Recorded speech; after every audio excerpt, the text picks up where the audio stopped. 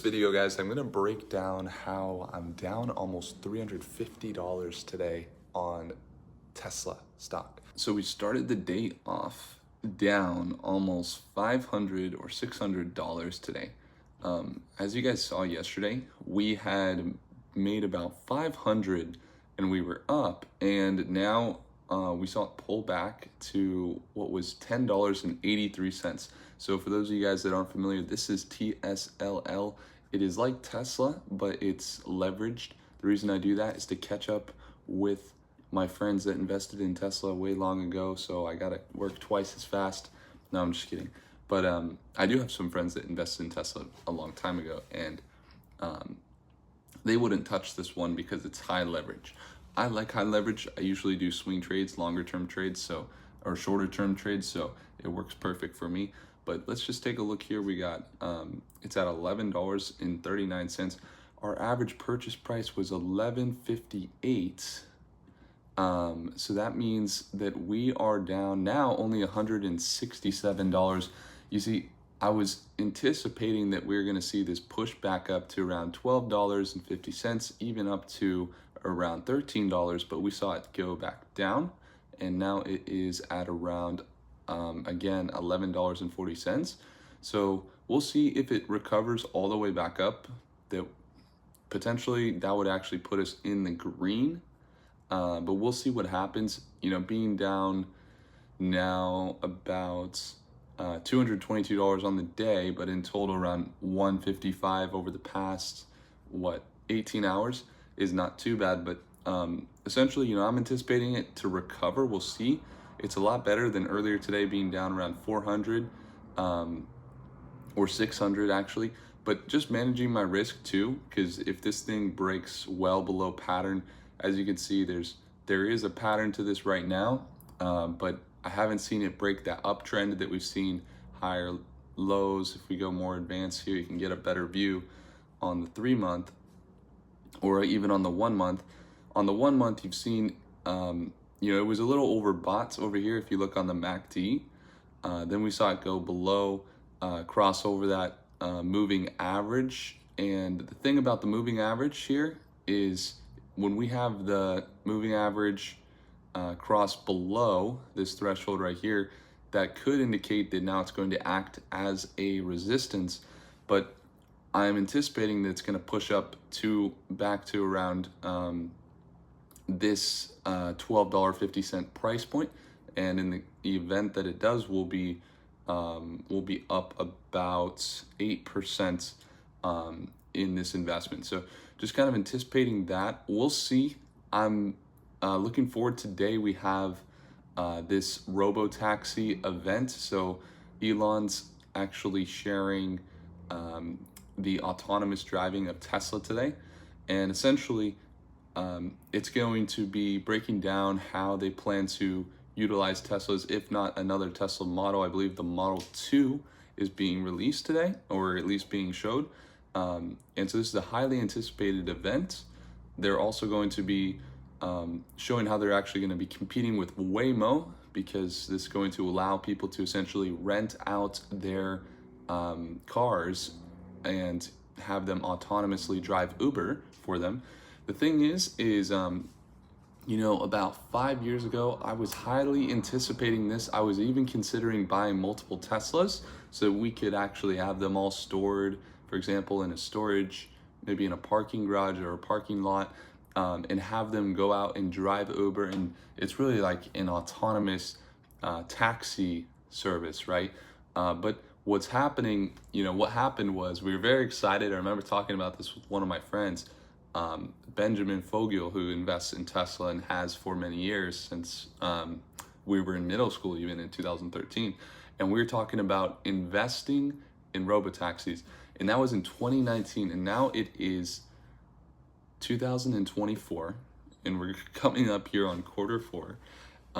And what do we have? We still don't have the RoboTaxis. So, you know, one concern, of course, is that, you know, Elon's been kind of known for saying that it's coming next year, right? So we've heard that a lot from Elon. So we'll kind of see, you know, we'll see if we look on NPR, right? They're saying he's promised they're coming next year for years. And he's infamously famous, really, for his overly enthusiastic estimates of how soon Tesla robotaxis will arrive. He's even taken to poking fun at himself for all the times he's been wrong. And it's true, like we see, we literally have quotes here. In 2019, next year for sure, we will have over 1 million robotaxis on the road. In 2020, I think we could see robotaxis in operation next year, not in all markets, but some. 2021, I'm highly confident the car will drive itself for reliability in excess of a human this year. 2022, I'll be shocked if we do not achieve full self-driving safer than human this year. 2023, now I know I'm the boy who cried, full self-driving wolf. But man, I think we'll be better than human by the end of this year. In this summer, obviously my predictions, he says, obviously my predictions on this have been overly optimistic in the past. Next year seems to be highly probable for me. I mean, as an investor, as a CEO, as someone that's looking at the company, guys, on one hand, it's like, come on, man. On the other hand, would you rather have a CEO in the tech industry be overly pessimistic about when they're going to get things done and how soon it's going to be delivered? Or would you have someone, or how long it's going to take and everything else? Or would you have someone optimistic? Personally, I always would choose optimistic because, it keeps morale in their company. I think one of the greatest motivators of all time is the anticipation of something, right? People don't buy something to always actually use it. A lot of times they buy it because of the anticipation of using it. And you guys see that time and time again. And I think it's true for, companies and investing as well. Most people today make investments based on the future and not always, exactly what's happening. However, it's to say these things, aside from these things, we've still seen significant, massive development across the entire country and the world for superchargers to support Teslas. We've also seen new technology in the form of charging and batteries and AI, tremendous technology advancements in AI. And as you guys know, we've had some of the most technologically advanced year of AI ever in 2024 and 2023. And so it's just, that much more of a chance that we're going to see the AI. I mean, AI is the backbone of being able to have self-driving cars. So as AI, gets even more intelligent, of course, we're going to come closer and closer to having full self-driving cars. So to say that it's going to be out this year, I don't know. I'm thinking, I'm guessing that they're anticipating it to be out next summer. That's what I would anticipate. But we'll see, exactly what comes out. Also, they're saying that Tesla's approach to autonomy is unusual and controversial because right now, robotaxis already exist with some companies like Waymo, Cruise, and the driverless trucking company Aurora, and a host of startups. I've seen them in San Francisco. And now Tesla is building a system based only on relatively cheap cameras with no other inputs. The other companies also use radar and other pricey high-tech sensors. Musk also has embraced the end-to-end learning, where the artificial intelligence learns how to drive from new raw data. Other companies add human-designed rules and guardrails to their AI systems. Yeah, I think, it is interesting how I think the advance that Elon could have, for example, is if you have a model that doesn't drive based on what you tell it, but it drives based on what it's learned and the data that it has and how smart it becomes, that's something that now that tech doesn't just apply to cars. It applies to, it applies to their robot that they're building, the Optimus robot. It applies to if they decide to do aerial tech or airplanes, if they decide he's already in, with SpaceX and Starlink and everything else. So I think to take the human approach, it's a longer term view. Obviously, Waymo and those other companies started autonomous driving much sooner, but by taking the end-to-end learning, where artificial intelligence learns from raw data rather than it's more human designed, is creating technology that could be used not just for cars. It will be used for cars, and it is right now, but being able to use it for a lot of other things. I have a friend who has the Tesla Model Y, and one of the things that he and I were surprised about was there was a time we were driving in Colorado, and the car was full self-driving from where we were to Chick-fil-A, which is like 2 miles or 3 miles, and it was in the rain. And that was just, based on the cameras that it has and all the learning that it has and the sensors on the car. But there's certain times you have to touch it every few seconds, and you also have to obviously, keep your eye on the road because it's not perfect. There will be times where there could be a cone and maybe it doesn't register the cone is there. So you got to, slow the car down.